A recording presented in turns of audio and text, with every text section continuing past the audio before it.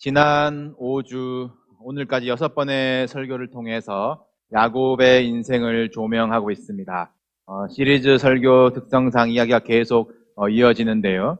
여행이 잦으시거나 또 지난주처럼 온라인 예배 상황 때문에 흐름이 끊기신 분들도 잘 따라오실 수 있기를 바랍니다.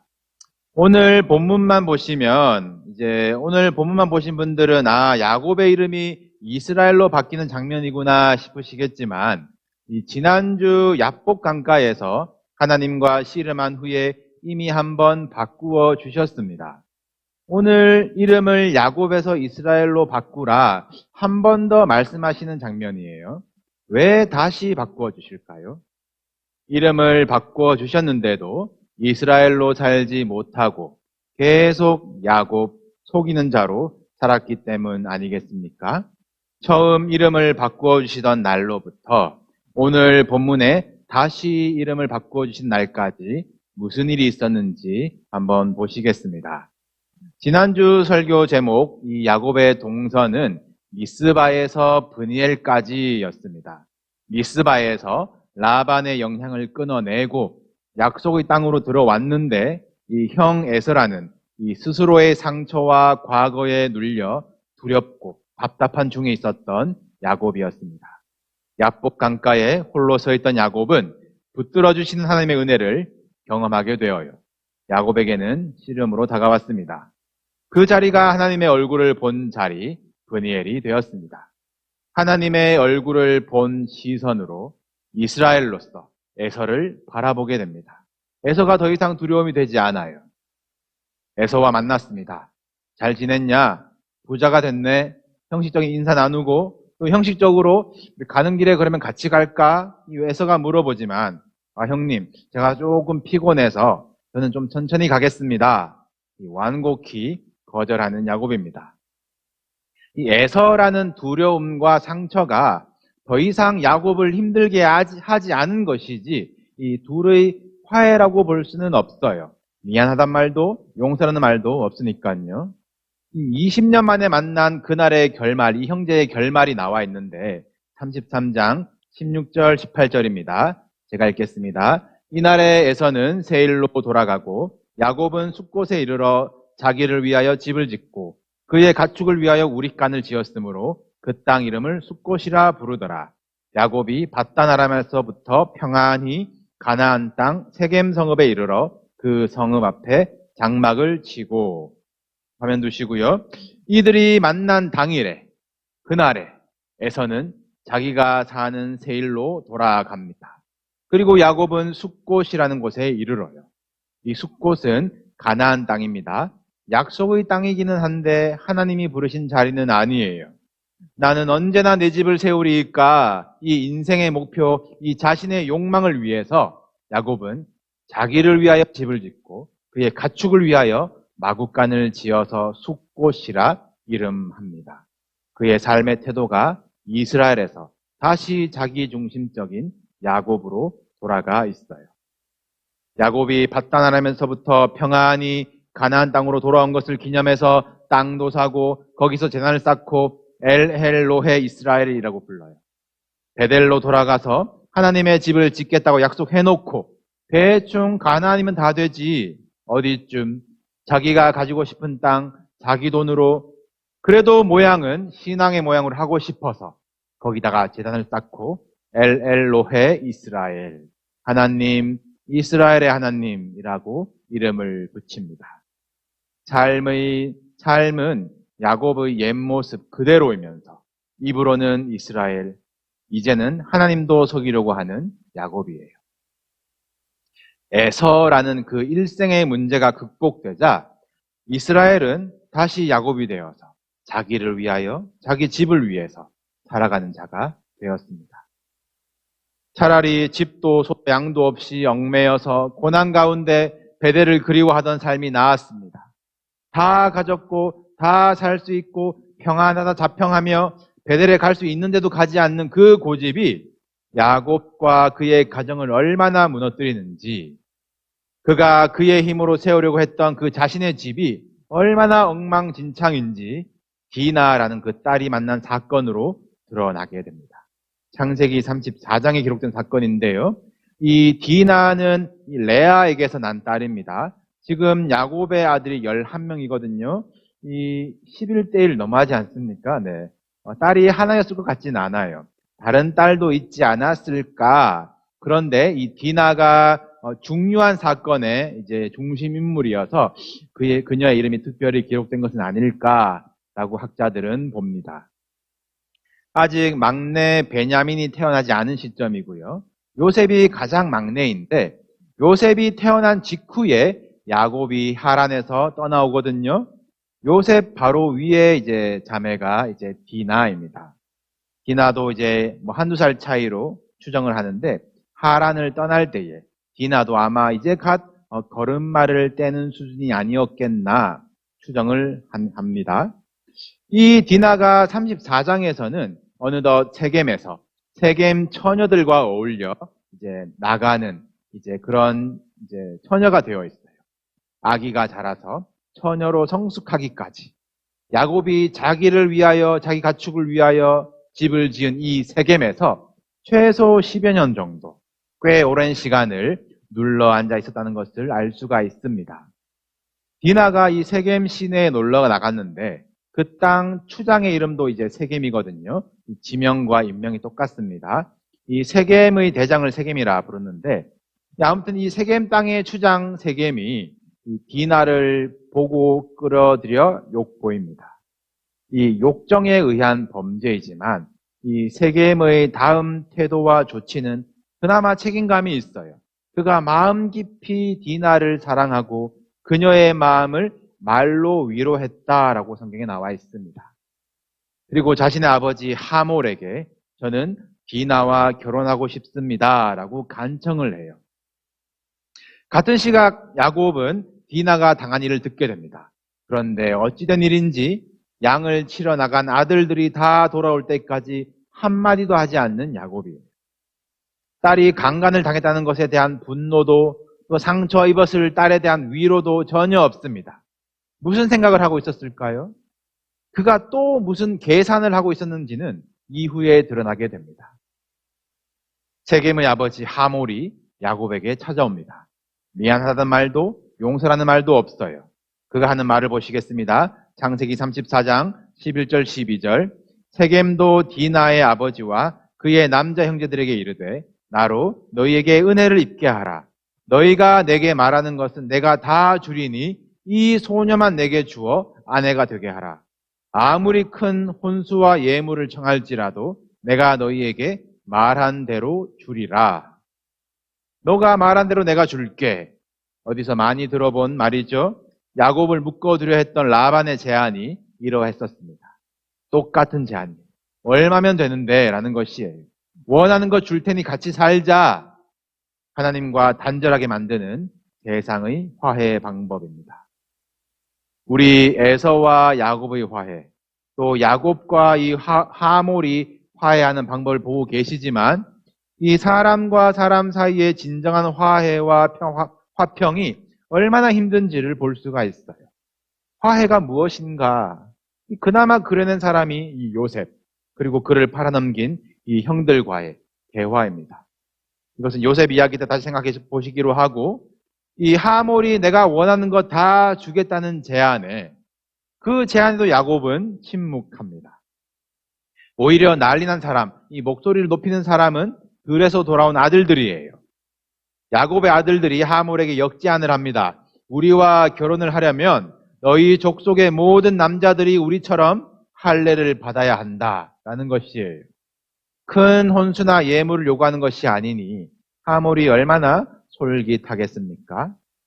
하몰이 돌아가서 자기 족속 모든 남자들을 불러놓고 할례시키기 위해서 설득합니다. 하몰의 속내가 나와요.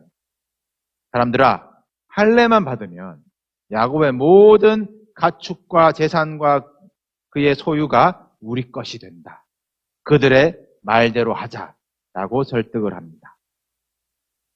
그래서 세겜의 모든 남자가 할례를 받는데 그 당시 기술로 얼마나 아프겠어요. 3일째 가장 아플 때에 이 디나의 친오빠 레아의 아들인 시므온과 레위가 칼을 가지고 기습해서 세겜의 모든 남자를 죽이는 학살을 저지릅니다. 그리고 디나를 데리고 집으로 와요. 애초에 할례를 받으라라는 그들의 제안이 그들을 속이는 일이었습니다. 하나님이 언약의 표시로 주신 할례를 복수의 도구로 사용하는 야곱의 아들들이에요. 누구도 여기에 대한 죄책감이 없습니다. 시므온과 레위가 피를 뒤집어 쓴 채로 돌아온 것을 본 다른 형제들은 분노하기는커녕 죄책감 느끼기는커녕 그 길로 달려가서 빈 세겜성을 약탈합니다. 모든 재물과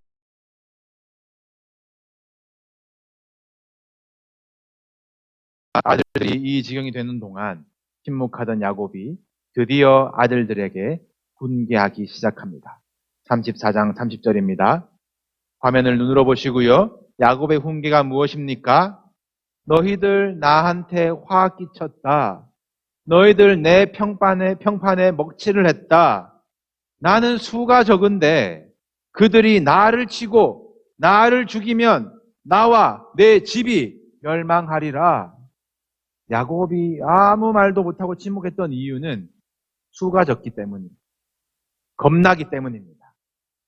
딸 디나를 걱정하고 위로하고 구하려고 하지 않았던 것도 세겜이 디나에게 매달려 있으니까. 그래서 거래가 가능하니까 침묵했던 것이에요. 오로지 나를 칠까봐, 나를 죽일까봐, 내 집이 멸망할까봐 어떡하지? 머리를 굴리고 계산하고 또 어떻게 속일까? 야곱 그 본성을 드러내고 있는 참 암담한 상황입니다. 이에 대한 아들들의 대답이 31절입니다. 그들이 이르되 그가 우리 누이를 창녀같이 대우함이 옳으니까. 이 말이 디나 사건의 마지막 대사예요. 야곱의 자기 중심적인 훈계에 살인하고 노략질한 아들들이 대드는 것으로 다시 야곱은 이 한마디 대꾸 못하는 것으로 이야기는 끝이 나버립니다. 처참한 상황이에요. 하나님과 겨루어 이긴 자면서 아들들을 이기지 못하고 있습니다. 하나님의 얼굴을 본 자, 이스라엘로 살지 못하고 자녀들은 하나같이 야곱 아들 아니랄까봐 속이고 빼앗고 계산하는 것에 능한 자들, 정의로운 복수를 하는 척 강도가 되어 있는 자가 이 야곱의 아들들의 상황입니다. 디나의 사건 이야기 중에 하나님이 한 번도 등장하지 않으세요. 이름은 이스라엘인데 하나님 없는 삶. 약속의 땅에 오긴 왔는데 세겜과 어울리는 삶. 이 어정쩡한 신앙이, 구색만 맞추는 신앙이 얼마나 헛된지 보여주는 사건입니다. 야곱이 베델로 나아가지 못하고 지낼 만한 곳에, 나를 위한 곳에, 내 소유를 위한 곳에 눌러 앉아 있는 것은 야곱 가정의 타락이 되었습니다. 여러분, 믿음은 끊임없이 인도하심을 따라 전진하는 것이에요. 전진하지 않고 멈춰 있는다고 일시정지, 정체가 아닙니다. 믿음은 멈추는 순간 정지가 아니고 타락이에요. 바울의 논인의 고백이 무엇입니까? 나는 선한 싸움을 싸우고 나의 달려갈 길을 마치고 믿음을 지켰으니. 선한 싸움을 계속해서 싸워 나가는 것, 달려갈 길을 멈추지 않고 전진하는 것이 믿음을 지키는 일이라는 것입니다. 여러분, 구별하시기를 바라요. 우리 믿음을 지키는 것이 시험대에 있습니다. 코로나로 모든 변명이 가능한 시대입니다. 컨택트에 대한 반응, 그 정도가 제각각 달라서 참 특별한 리더십이 요구되는 상황입니다. 온라인 예배로 힘들게 버티시는 분들 참 도와드리고 싶은 마음 그 한편에 또 온라인 보고 있다고 저 설교 듣고 있습니다. 걱정하지 마세요. 그것이 예배라고 생각하시는 분들에 대한 어떤 불안감. 더 쾌적한 온라인 예배를 제공해드리고 싶은 그 마음 또 한편에 온라인 예배는 온전한 예배가 아닙니다라고 가르치고 싶은 그 양면적인 마음이 있는 거예요. 여러분, 나는 이게 좋아.